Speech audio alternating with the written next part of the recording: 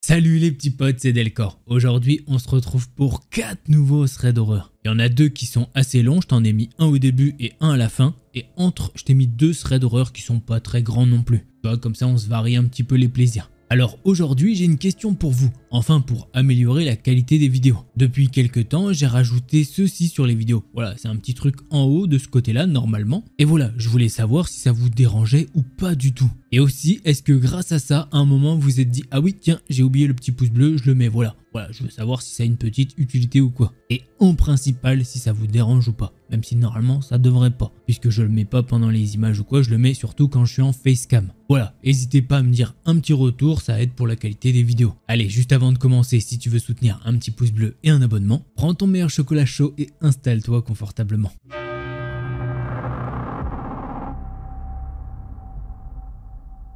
L'histoire que je vais vous raconter, c'est celle d'Amanda. Cette histoire a vraiment traumatisé Amanda. Et beaucoup de ses copines l'ont poussée à en parler pour faire de la prévention. Même si elle était jeune, elle nous dit qu'elle a toujours été quelqu'un de prudente. Et surtout, pas du tout naïve. Mais de nos jours, elle regrette de ne pas avoir porté plainte. Car cette personne doit toujours être en liberté quelque part. Amanda a 15 ans et elle est athlète dans un très bon club depuis 10 ans. Elle a un très bon niveau pour son âge. Amanda court tous les week-ends et durant les vacances scolaires, à tel point que pendant les vacances, elle court tous les jours. Elle fait généralement des trajets de 40 minutes, toujours à la même heure et exactement tout le temps le même chemin. Et à la fin de ce trajet, c'est une petite piste d'athlétisme en face d'un château. Mais il faut savoir que pour atteindre ce chemin, elle doit passer par une passerelle au-dessus d'une route. Et ça fait maintenant 2 ans qu'elle court seule.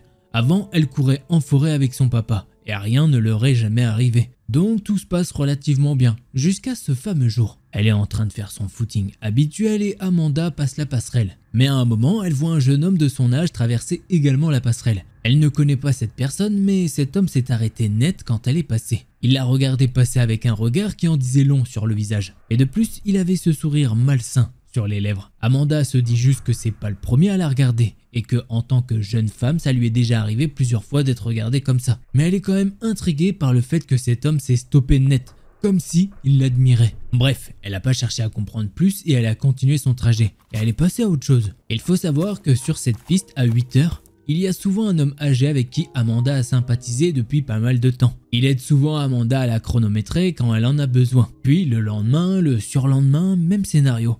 Elle fait son footing et ce garçon est là. Mais il y a une différence entre le premier jour et les jours suivants. Le truc, c'est que maintenant, il a l'air de l'attendre. Exactement au même endroit où ils se sont croisés la première fois. Et surtout à la même heure. Et en plus de ça, il a toujours le même sourire en coin sur le visage qui terrifie Amanda. En rentrant de son footing, elle en parle à ses parents. Et elle leur dit qu'elle est plutôt mal à l'aise de le croiser. Et que maintenant, elle appréhende même d'aller courir. Alors sa mère lui conseille de partir 2 heures plus tard. Ce qui n'arrange pas du tout Amanda. Car en plein été, à 10 heures du matin, il fait très chaud. Et franchement, c'est pas la meilleure idée du siècle. Mais bon, Amanda se dit que de toute façon, elle n'a pas le choix. Et elle relativise et décide d'aller faire son footing à 10 heures le lendemain. Justement, le lendemain, elle n'a clairement pas envie d'aller courir. Elle a une boule au ventre, mais se force à se lever et parcourir. Elle arrive vers la passerelle et elle est soulagée. Elle ne le voit pas, il n'y a personne. Sur le moment, Amanda se sent vraiment bête et elle se dit que, en fin de compte, cette personne ne lui voulait pas du mal. Pour vous dire, Amanda, elle en rigole même d'avoir eu une boule au ventre ce matin en se levant. Elle continue alors son entraînement normal. Elle arrive sur la piste, mais à un moment, elle commence à se sentir vraiment pas bien. Elle se dit que ça vient sûrement d'elle car elle est fatiguée. Donc, elle fait une pause pour boire. Mais au fur et à mesure que les secondes s'écoulent, elle se sent de moins en moins bien. Il y a un malaise qui s'installe et elle a l'impression que quelqu'un l'observe. Elle ne sait pas comment nous l'expliquer, mais elle a maintenant envie de vomir. Elle a la sensation d'être épiée. Du coup, juste pour se rassurer, elle fait ce que beaucoup de monde aurait fait. Elle se lève et regarde partout autour d'elle. Et Amanda fait ça car s'il y a quelqu'un qui la regarde, eh bien cette personne la verrait. Elle regarde à droite, à gauche, plein de fois. Et là, à un moment, elle voit cet homme qui s'est rapidement caché derrière un arbre. Amanda, là, elle est clairement agacée, car elle sait qu'il est caché derrière le tronc. Il y a carrément des bouts de vêtements qui sont visibles. Là, elle décide d'aller le confronter. L'arbre est à une centaine de mètres devant elle. Elle est déterminée à avoir des explications et comprendre qui il est et pourquoi il fait ça. Et surtout pour lui dire d'aller bien se faire foutre. Arrivée à 50 mètres de lui, eh bien l'homme s'enfuit. Amanda n'a pas pris de risque, elle s'est dit qu'elle ne voulait pas tomber dans un guet-apens. Et après ça, elle décide de rentrer chez elle et pendant qu'elle court, elle se met à pleurer. En rentrant chez elle, elle en parle à ses parents qui relativisent. Mais Amanda, elle peut voir que ses parents prennent les choses au sérieux. Ils essayent de la rassurer en lui disant que demain, ils partent en vacances tous ensemble et qu'à son retour, ce garçon ne sera sûrement plus là. En effet, en rentrant 2 semaines après, elle reprend ses footings, mais à 9 h cette fois-ci. Et elle ne croise effectivement personne sur la passerelle et personne derrière les arbres. La semaine suivante, Amanda croise le vieil homme avec qui elle est souvent sur la piste. Il lui fait justement la remarque qu'il ne la voit plus à 8 h du matin. Là, Amanda lui explique simplement pourquoi elle a changé d'horaire. Et elle lui explique également qu'elle est partie en vacances ces 2 dernières semaines. Là, le vieux monsieur fixe un point derrière Amanda. Et par réflexe, elle se retourne et regarde ce qu'il fixe. Et là, elle le voit. Le pervers est clairement là. Elle n'a même pas eu le temps de paniquer que le vieil homme lui demande si c'est son copain. Amanda comprend pas trop et lui dit que non. Et elle lui demande pourquoi il croit ça. C'est là qu'elle a vraiment commencé à avoir peur. Le vieil homme lui dit que depuis son départ, ce jeune homme l'attend sur la piste sans faire d'exercice et qu'il pensait qu'il l'attendait elle. Donc là, clairement, Amanda lui explique la situation et que ce mec est un énorme pervers. Elle appelle directement ses parents et elle rentre. Les parents d'Amanda commencent à réellement s'inquiéter et elle se dit que peut-être elle devrait changer de trajet. Comme ça, il ne la verra plus et il se fera une raison. Bon, un soulagement de très courte durée. Car le soir, Amanda reçoit une notification Insta d'un compte sans abonné ni abonnement. Et quand elle étudie de plus près ce compte, eh bien elle peut voir la photo de ce profil. C'est le type qui l'attend tous les jours sur la passerelle. Elle regarde la bio et c'est écrit « Je te vois bébé ». Ça la fait vraiment flipper. Normalement, son profil est en privé et son nom et sa photo de profil ne correspondent pas avec sa photo IRL. Elle sait que l'on peut être souvent retrouvé grâce aux réseaux sociaux. Mais là, elle ne comprend pas comment il a fait. Amanda se dit qu'il a dû la retrouver en passant par des amis en commun. Mais en tout cas, si son but est de l'effrayer, eh bien il a réussi. Elle est en totale panique. Elle lâche toutes les larmes de son corps et elle le bloque. Elle change sa photo et son pseudo. Bon, passons un petit peu les mois et maintenant 6 mois se sont écoulés. Pendant ces 6 mois, Amanda ne l'a pas du tout revu. Mais un jour où elle sort de son lycée, elle doit aller à son entraînement qui est à 20 minutes de marche. Mais au moment de sortir, elle voit ce type l'attendre devant son lycée. Il a une jambe posée au mur et l'autre au sol, avec les bras croisés et le visage ferme, comme s'il était en colère. Là, Amanda elle est pas bien du tout, et elle se dit mais comment il a su dans quel lycée j'étais? Comment est-ce que c'est possible? Et surtout, pourquoi moi? Qu'est-ce que j'ai fait? Amanda en parle directement à une de ses amies qui décide de l'accompagner à son entraînement. Durant les premières minutes, les 2 filles voient qu'il les suit. Mais au bout de 5 minutes plus tard, il n'y a plus personne. L'amie d'Amanda la laisse donc devant la piste d'entraînement et Amanda la remercie. Mais bien évidemment, vous sentez que c'est un petit peu trop facile, pas vrai? Eh bien Amanda se décompose entièrement quand elle passe la porte du hall. Elle voit ce type avec un grand sourire pervers. Il a à 2 doigts de se mettre à rire. Amanda est complètement terrifiée et elle en peut plus de ça. Le mec, ça l'amuse totalement de la faire flipper comme ça. C'est la première fois qu'elle arrive à le voir de si près. Amanda nous dit que ce type a les yeux presque noirs, un mono-sourcil et des dents parfaitement blanches, et qu'il est très grand mais aussi assez fin. En voyant à quel point elle est apeurée et que ça l'amuse, Amanda a pété un câble et elle a pris son courage à 2 mains. Elle est tellement en courage que ça lui a donné la force d'aller lui parler. Amanda fonce sur lui, mais un groupe de mecs rentre dans le hall et se dirige vers ce gars. Ce type connaît des gens dans le gymnase, mais Amanda est complètement dans l'incompréhension. Cet homme avait l'air de l'attendre devant son lycée. Elle a l'impression qu'elle va devenir folle. Et elle se dit que ça arrive dans les films ça, pas dans la réalité. D'ailleurs, après ça, pendant des semaines, le papa ou le copain d'Amanda l'emmenait à l'entraînement. Après ces événements, elle a eu un peu de répit. Mais en juin, Amanda a participé à un concours avec les lycées aux alentours. Toute l'année, ils ont dû travailler sur un projet. Et les meilleurs projets étaient sélectionnés pour le concours. Amanda et ses amis devaient présenter une mini-vidéo en rapport avec l'un des livres qu'ils ont lus durant l'année. Ils avaient le choix entre 8 livres. Amanda a donc été sélectionnée et des amis à elle ont aussi été sélectionnés. Arrivée devant la salle, elle tombe nez à nez avec ce mec. Amanda, elle reste figée. Elle a juste une envie, c'est d'aller vomir. Elle pensait qu'elle en avait fini avec toutes ces histoires. Alors une de ses amies l'a incitée à aller parler au professeur qui faisait le cours. Au début, le prof ne la croit pas du tout et elle dit qu'elle amplifie la situation. Puis dans la salle de classe, ils sont rangés par établissement. Et là, le mec s'est mis à l'écart de tout son lycée. Et il s'est mis à regarder Amanda. Discrètement, elle a chuchoté à sa prof de regarder le comportement de ce garçon. Et là, la prof finit par lui dire qu'effectivement, son comportement n'est pas normal. Elle décide de se lever et d'aller s'asseoir sur une table pour bloquer la vue. Mais le garçon en a décidé autrement et il s'est déplacé pour la regarder. Bon, ce ne sont que des regards, mais croyez-la, c'est très désagréable d'être observé aussi intensément. Surtout que toutes les copines d'Amanda présentes la regardent pour voir si elle va bien. Et ses amis lancent des regards noirs à ce garçon qui n'en a rien à faire. Ça a l'air de l'amuser, car il sourit constamment. Mais le pire va venir. Son projet passe et là, Amanda a qu'une envie, c'est de vomir. Elle a la gorge complètement serrée. Son livre s'intitule « Le Domaine ». C'est l'histoire d'un garçon qui est obsédé par une fille, car il est follement amoureux d'elle. Dans le livre, le garçon justifie toutes ses actions par le fait qu'il soit fou amoureux d'elle. Il la prend en photo, il l'observe à son insu, quand elle se coiffe, quand elle se douche et quand elle est à la piscine. Enfin bref, plein d'actions comme ça. Ce garçon a tellement fini par s'imaginer avec elle qu'il a sauté d'un pont en croyant sauter avec elle. Tellement il était fou amoureux d'elle et qu'il s'imaginait que c'était réciproque. C'est à ce moment-là qu'Amanda a vraiment compris qu'il avait réellement un gros souci dans son crâne. La prof d'Amanda lui a alors dit d'appeler ses parents et de rentrer chez elle. Aujourd'hui, elle va sur ses 20 ans et elle n'a jamais eu de réponse à toutes ces questions. Heureusement pour elle, elle ne l'a plus jamais recroisé. Et elle a fini par faire du vélo d'appartement durant 1 an. Mais elle a repris ses footings depuis quelques années. Et elle ne l'a plus jamais revu. Et elle n'a d'ailleurs plus jamais revu le vieil homme. Comment vous dire que là, on est sur ce qu'on appelle un stalker. Ah, ça doit être creepy, surtout la phase où le mec il raconte son livre là. Oui, nanani. Là tu dois te dire, mais c'est quoi ce délire? Qu'est-ce qu'il veut? Il est fou lui. Laisse-moi tranquille, je veux pas de toi. Enfin, tu es censé comprendre quand t'es physiologiquement fait bien. Je veux dire, tu sens bien qu'il n'y a aucune attirance, il n'y a vraiment qu'une envie de te parler. Donc si j'avais envie de te parler, je l'aurais fait à un moment. Donc ouais, très bizarre comme thread, vraiment, j'aurais pas aimé être à sa place. Surtout que ça lui a gâché beaucoup de choses quand même, elle pouvait plus faire son footing, parler au vieil homme et tout, c'était cool apparemment. Et en plus, elle l'a plus jamais revu, ça c'est chiant. Allez, on va maintenant passer au second thread horreur.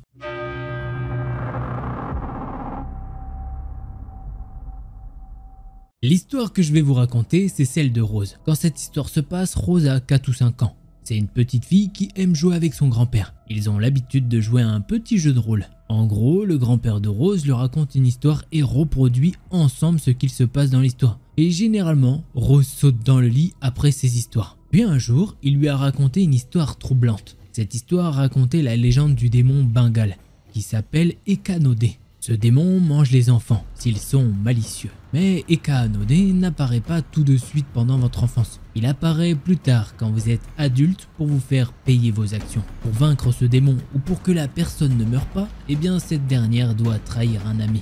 Les nuits passent et toutes les histoires se ressemblent, mais sont de plus en plus intéressantes pour Rose. Puis vint le moment où malheureusement la grand-mère de Rose décède d'un cancer. Et toute la famille est dévastée. Quand elle a vu le corps sans vie de sa grand-mère, Rose a pu apercevoir que sa bouche s'est contractée et que ses yeux se sont ouverts pendant un moment et ils se sont refermés. Puis Rose se retrouve avec son grand-père sur le lit de mort de sa grand-mère. Elle demande à son grand-père de lui raconter une histoire sur le démon. Elle veut que dans cette histoire, sa grand-mère soit présente. Et Rose lui dit que c'est elle qui va l'interpréter. Son grand-père a en quelque sorte accepté. Et il a commencé à raconter une histoire et Rose a commencé à jouer son rôle. Tout le long du récit de l'histoire, la grand-mère de Rose fait des trucs bizarres. Et ça ne suivait pas la formule habituelle des histoires d'Ekanodé. La grand-mère de Rose n'était pas poursuivie, mais c'était elle le démon. Et la personne qu'elle poursuivait, c'était le grand-père de Rose. Cette histoire ne parle pas de malice, pour une fois. Le démon a réussi à atteindre sa cible, son grand-père. Et dans cette histoire, Ekanodé l'étouffait. Rose reproduit exactement les gestes de l'histoire et elle commence à étouffer son grand-père dans la vraie vie. Le grand-père ne résiste pas, puis l'histoire de son grand-père s'est arrêtée. Mais Rose n'a pas arrêté de l'étouffer pour autant. Pourtant, le grand-père ne résiste pas du tout, mais Rose est comme en transe et elle continue d'étrangler son grand-père, comme si quelque chose la poussait. Elle veut l'étrangler. Elle sait que c'est quelque chose de mal. Puis elle a regardé son grand-père dans les yeux et elle a dit « Je suis vivant ». Tout ça dans une autre langue. Une langue qu'à l'époque elle ne connaissait pas. Puis d'un coup, la mère de Rose entre et elle la tire en arrière. 13-14 ans après cette histoire, le grand-père de Rose est toujours en vie. Il va mieux que la dernière fois. Rose pense beaucoup à cette nuit-là et elle a toujours l'impression que quelque chose de mystérieux s'est passé dans sa famille et qu'elle n'est au courant de rien. Et c'est comme ça que se termine ce petit thread d'horreur, je vous l'avais dit. En vrai, un petit thread mais qui fait plaisir. Il y a un petit peu de démon. Est-ce que c'est du paranormal ou quoi? On sait pas trop. Est-ce que la petite elle était dans le jeu de rôle, mais alors bien façon x3000 quoi? Mais non, on saura pas plus que ça. Voilà, t'hésites pas à me dire ce que t'en as pensé d'aller quand même. Ouf. C'est dur hein, cette phrase les gars. Ah oui, on va la laisser au montage. La phrase ne veut rien dire parce que des fois c'est ça aussi le montage, la vidéo. Des fois je dis des phrases, oh t'es pas prêt hein, moi-même je me réécoute, je suis en mode mais pour ça vous avez la version finale. Et déjà bon bah voilà. Bref, passons au prochain thread d'horreur.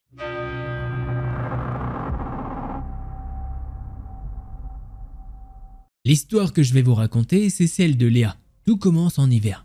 La nuit tombe tôt en hiver, ça c'est bien connu. Donc il doit être 18 h et dehors il fait absolument noir. Léa vient de finir ses cours et il faut savoir que terminer à 18 h pour Léa c'est très rare. De plus un jeudi soir. Le lycée de Léa se trouve dans une petite ville. Elle sait que sa classe et une autre classe finissent en même temps à 18 h. Sortie de son lycée, Léa se dirige tranquillement vers son arrêt de bus. À cet arrêt, il y a un groupe de personnes qui sont dans sa classe. À ce moment-là, Léa elle est sur son téléphone et elle attend le bus. Quand d'un coup, un mec lui tape l'épaule. Elle se retourne et elle ne connaît pas du tout la personne qui lui a tapé l'épaule. Donc elle est un petit peu étonnée. Le mec est tout à fait normal, il a la trentaine, habillé sobrement et il a un sac à dos et son téléphone à la main. L'homme lui demande quel bus elle prend et où il va. Léa, elle comprend pas et elle lui dit qu'elle prend le bus A et qu'il va vers le centre-ville. L'homme la remercie, mais au même moment, il prend une photo discrètement de Léa. Là, elle ne sait pas trop comment réagir. Donc elle se retourne vers la rue, dos à lui. Mais bon, elle se dit qu'elle a peut-être imaginé le bruit d'une photo. Le bus arrive, elle monte et elle s'adosse. L'homme se met juste à côté d'elle, mais il lui adresse pas un mot. Pour retourner au centre-ville, le bus doit descendre une petite forêt, où il y a 2-3 arrêts auxquels on peut descendre, et qui rentrent directement dans cette forêt. Mais quand le premier arrivé est là, l'homme attrape le bras de Léa et se précipite en dehors du bus avec Léa. Elle panique complètement, le bus repart et personne d'autre n'est descendu. L'homme commence à fondre en larmes et il lui dit avec rage qu'elle doit le suivre dans la forêt pour aller chercher quelqu'un. Léa, bien évidemment, elle lui dit non. Puis elle tente de partir en courant, mais l'homme la retient toujours au niveau du bras. Puis il se met à la tirer vers lui et essaye de rentrer dans cette forêt. Léa commence à pleurer et à essayer de se débattre. Mais l'homme essaye de l'attraper pour la prendre dans ses bras pour l'empêcher de bouger ses bras et surtout de partir. Mais heureusement, au même moment, un groupe de gars de sa classe est arrivé et ils ont défendu Léa. L'homme a essayé de se défendre et paraître innocent. Et il a finalement fini par partir dans la forêt. Léa est totalement sous le choc et elle ne se rend pas trop compte de ce qu'il vient de se passer. Puis un des garçons de sa classe a fini par la raccompagner chez elle. Ce qu'elle n'a su qu'après, c'est que les garçons avaient trouvé ça assez louche comment elle était sortie du bus. Et donc ils ont décidé de s'arrêter au prochain arrêt pour voir si elle allait bien. Après ça, pendant un petit temps, Léa n'en a pas parlé à ses parents. Mais après 6-8 mois, elle l'a fait puisqu'elle avait honte. Les parents de Léa ont voulu porter plainte mais impossible car elle n'a pas eu le réflexe de filmer. Donc elle se dit qu'elle n'a aucune preuve. Et elle n'a plus jamais entendu parler de cet homme après ça. Mais elle n'a pas repris le bus pendant 1 an et demi tellement elle était traumatisée. Et voilà, c'est comme ça que se termine ce petit thread d'horreur. Et sachez, il me semble qu'on peut porter plainte quand même, si on ne sait pas la personne, déjà contre X, quelque chose comme ça. Et faut signaler des choses. Tu peux signaler quelqu'un, peut-être pour un mode opératoire, puisqu'effectivement, le mec, il s'est arrêté dans le premier arrêt, dans la forêt, dans une forêt, un arrêt dans une forêt. C'est bizarre. Enfin, l'arrêt est pas bizarre en soi, mais le mec qui fasse ça, peut-être ils vont trouver à force un mode opératoire. Donc c'est bien d'aller porter plainte pour peut-être avoir que la police ait déjà des informations sur cet individu. En tout cas, ce qu'on peut dire aussi, c'est bravo aux garçons qui ont quand même eu le réflexe en se disant « Ah machin, Léa, elle est sortie vite du bus, comment, pourquoi ?» Surtout avec un homme. Donc c'est très très bien, leur réflexe à eux, bravo. Allez, on passe au 4e thread d'horreur de cette vidéo.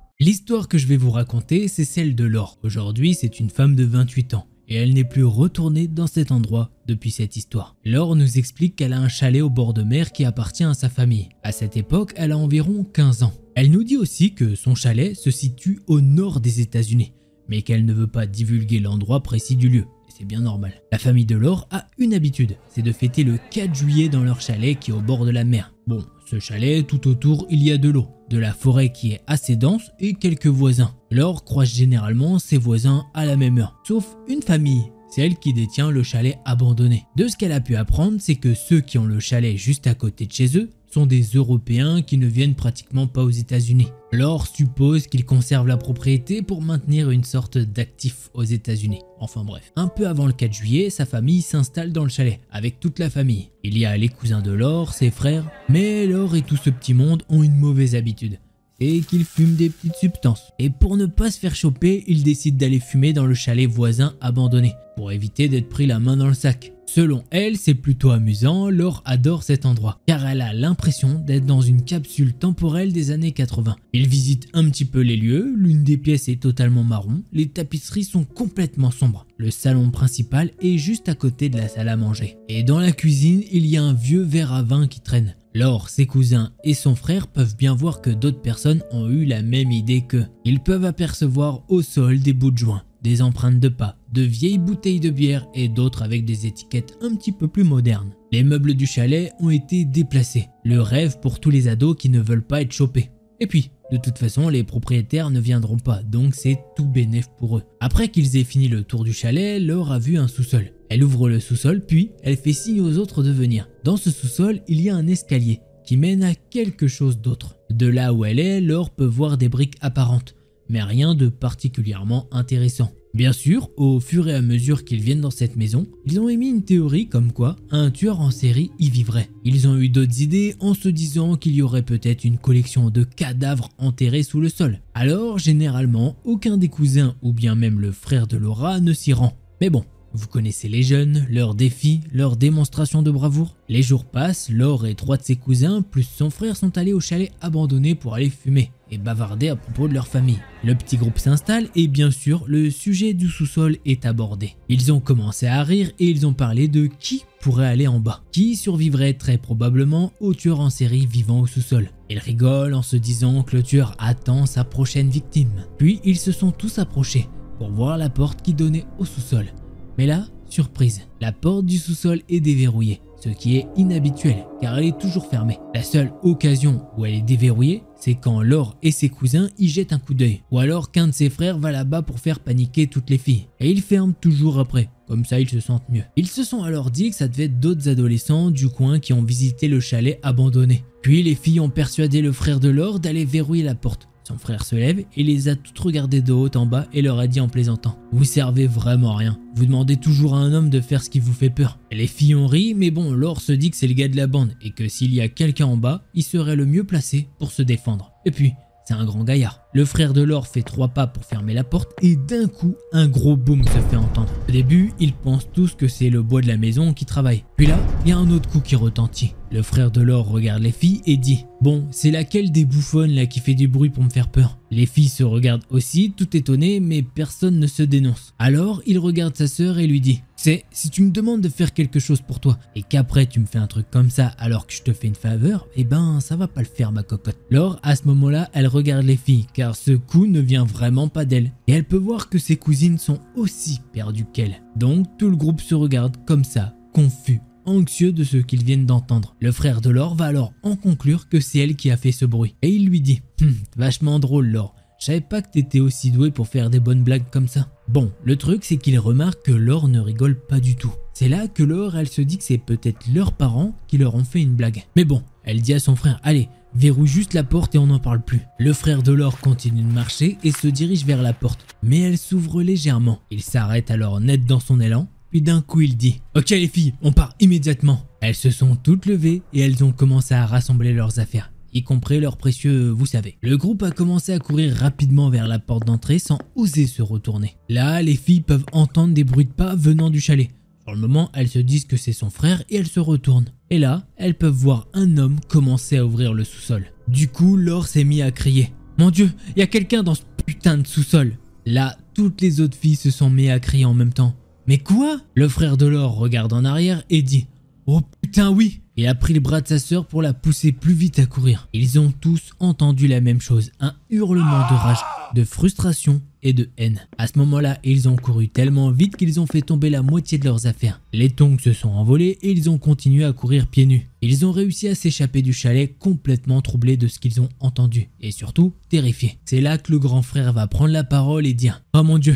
Il y avait vraiment quelqu'un dans cette maison, je l'ai vu. » Laure, elle peut voir que son frère, il est complètement troublé. Elle ne sait pas si cette personne était déjà là quand ils se sont installés. Mais en tout cas, il y avait bien quelqu'un dans ce sous-sol. Sauf qu'une fois, ils avaient plus ou moins visité ce sous-sol. Et il n'y avait que des terres et des briques. Après avoir couru, ils ont planqué leurs substances et ils sont allés prévenir leurs parents. Les parents qui eux-mêmes ont appelé la police. Mais quand les policiers sont arrivés, plus personne n'était sur les lieux. Les policiers leur ont alors dit que la seule solution, c'est qu'ils déclarent que cette maison soit abandonnée et que les propriétaires ne s'en occupent plus. Autant vous dire qu'ils ne l'ont pas fait car c'était bien trop de papier pour rien. Les frères Delors y sont retournés quelques jours après.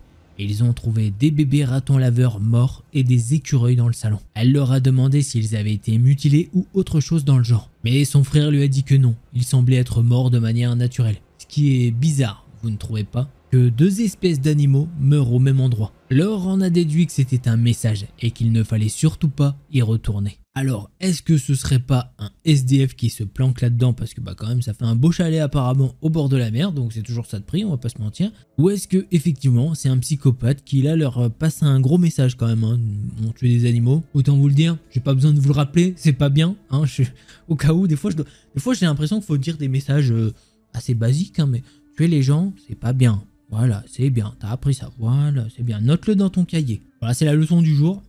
Histoire assez folle. Voilà les petits potes, j'espère que vous avez kiffé cette vidéo. Si c'est le cas, un petit pouce bleu et un abonnement, ça aide énormément. Et si jamais t'en veux plus, je t'invite à cliquer sur une de ces deux vidéos là. Allez, c'était Delcor, en attendant la prochaine vidéo, portez-vous bien, tous les petits potes.